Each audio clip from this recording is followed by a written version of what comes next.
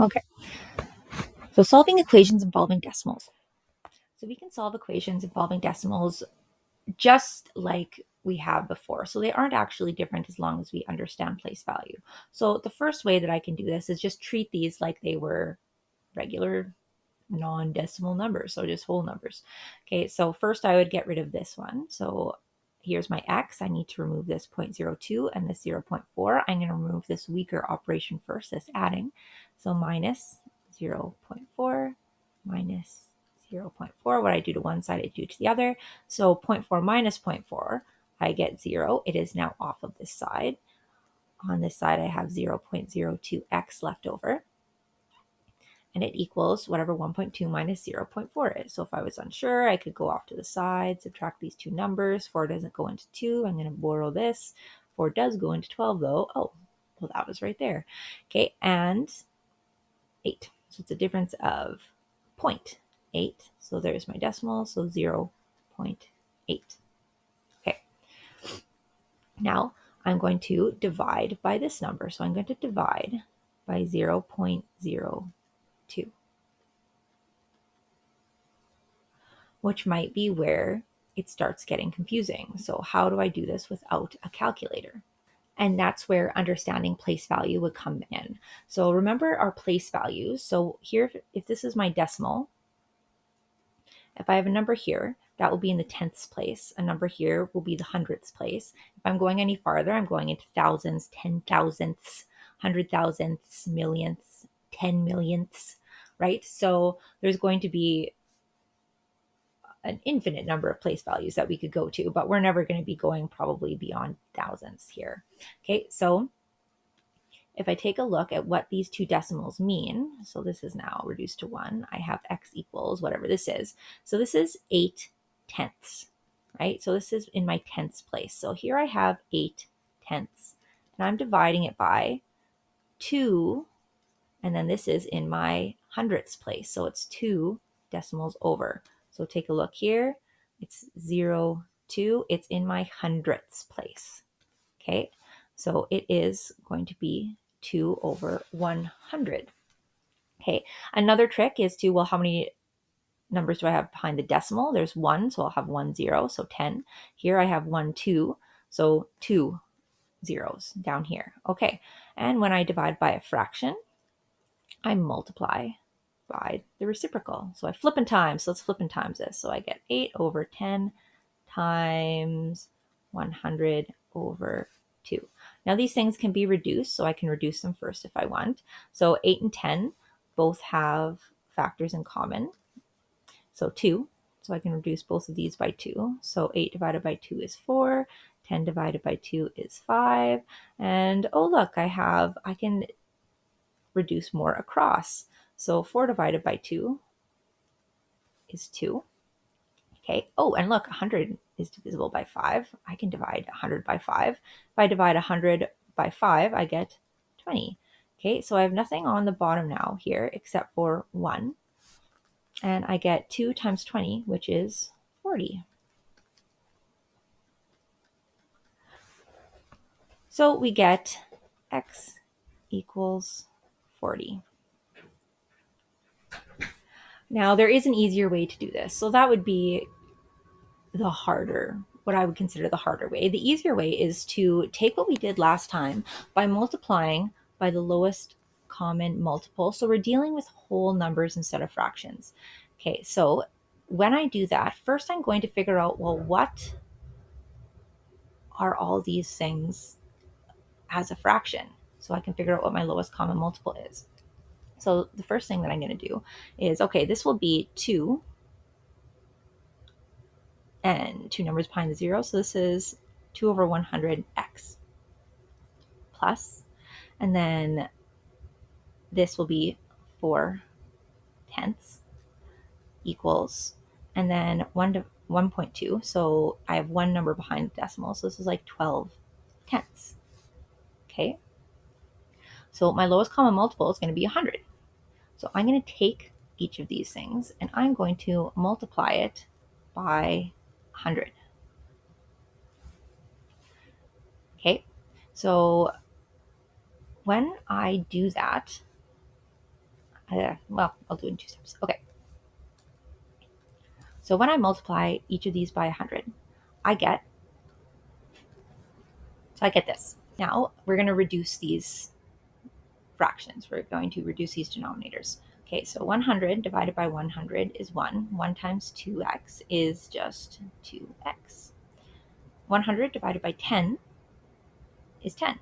10 times 4 is 40. So plus 40 equals, then 100 divided by 10 is 10. 10 times 12, I get 120. Now all my numbers are whole. Everything looks nicer. I am happy. Okay, so now we're going to get rid of this 2 and this 40. So we're going to get rid of the plus first. So minus 40. What I do to one side, I must do to the other. Okay, it is now gone. 40 minus 40 is 0. So I have just 2x over here equaling 120 minus 40, which is 80. Then divide by 2. Divide by 2 reduces to 1. I have 1x equaling to 80 divided by 2, which is 40. So look at that. We get the same thing. Okay, so pick whichever method works for you. I'm going to continue these last 2 examples using this method, except I'm going to even cut out one more step because that's how I work. Okay, so for this example right here, I'm going to move to a fresh page so it doesn't look so messy. All right, so for this one, we're going to look at our smallest place value first, and we're going to multiply everything by that. Okay, so here we have the most number of decimals, and it's the same as here, right? So this will be over 1, 2, 3 zeros, so 1,000s, and I could check, so tenths, hundredths, thousandths, yeah.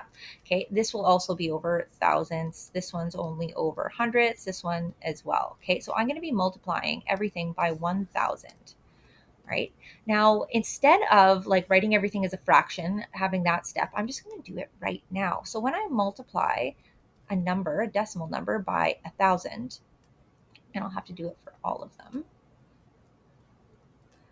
I just move my decimal over 3 places, so the same number of zeros that I have. Okay, so I'm making this number bigger.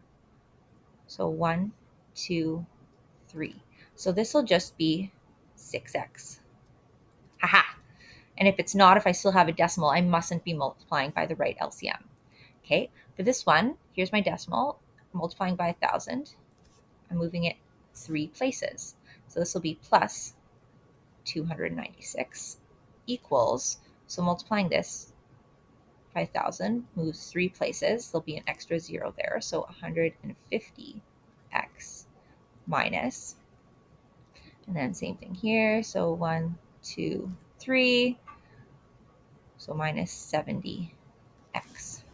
Okay, so there are my decimals gotten rid of. Okay, so solving as usual, I would expand any brackets, which I don't have, but I can combine like terms. Then I'll move my x's over to one side and all my numbers onto the other.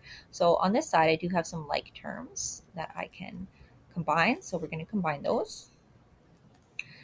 So we get 150x minus 70x is 80x, right? Next, we're going to move our x's onto one side. So I'm actually going to move this 6x over here to keep my x's positive. Once again, it doesn't matter. And I get 6x minus 6x. Got no x's there, so just 296 equals 80x minus 6x, which is 74x. Okay, last step.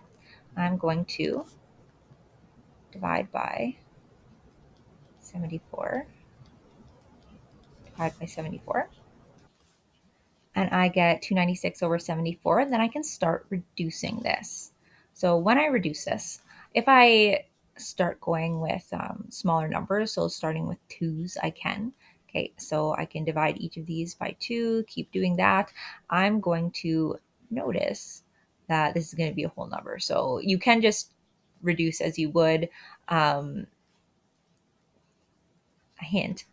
Okay, so if I do 74 times 2, I get 148. 148 times 2 is going to be 296.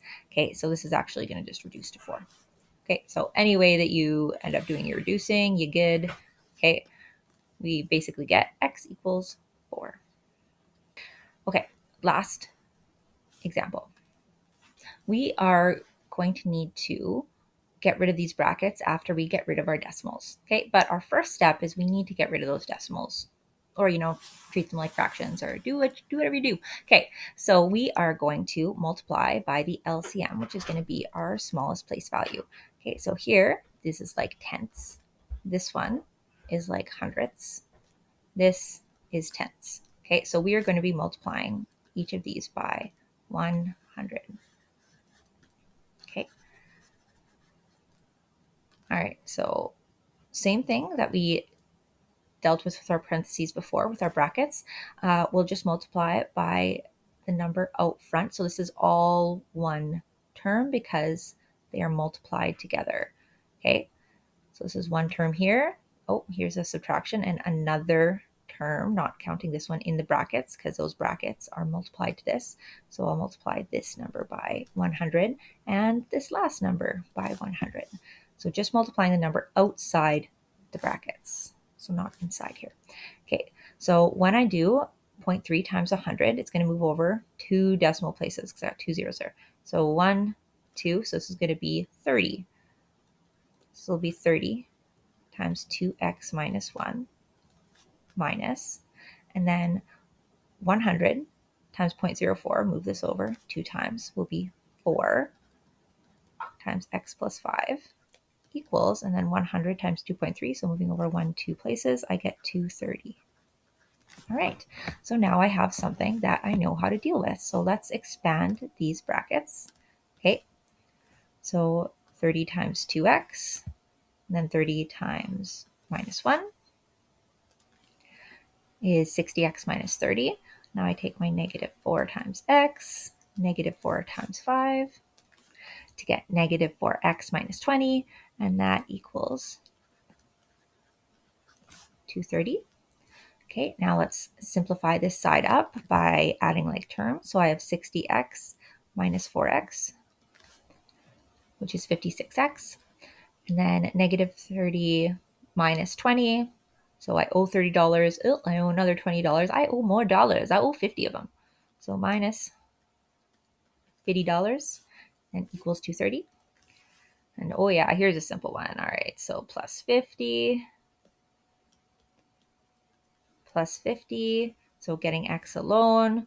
Okay, so I have to get rid of this minus 50 by adding 50 on. That's 0. I have 56x equals 230 plus 50, which is 280. And then divide by 56. Divide by 56. We now have x alone. We have 1x over here. And then 280 divided by 56. We can start reducing. So first I'm going to divide by 2. So this time, instead of doing some skip counting like I did in the last example, I'm going to just start looking at what it's divisible by. So they're both even, so I'm going to divide by 2, and I get 140 over 28, still even. I'm going to divide by 2 again, and I get 70 over 14. Okay, now, 70 and 14, those are both divisible by 7. I'm going to divide by a bigger number. Okay, so dividing by 7, I get 10 over 2. Oh, which is just 5. 10 divided by 2 is 5. Okay, so x equals 5. Great. Done. Okay. And last thing. So your assignment for this section of your worksheet will be, if you want to get an ME, you're going to complete 21 to 28. If you want to get an EX, you're going to have the entire worksheet completed, so including that back there. Okay, bye.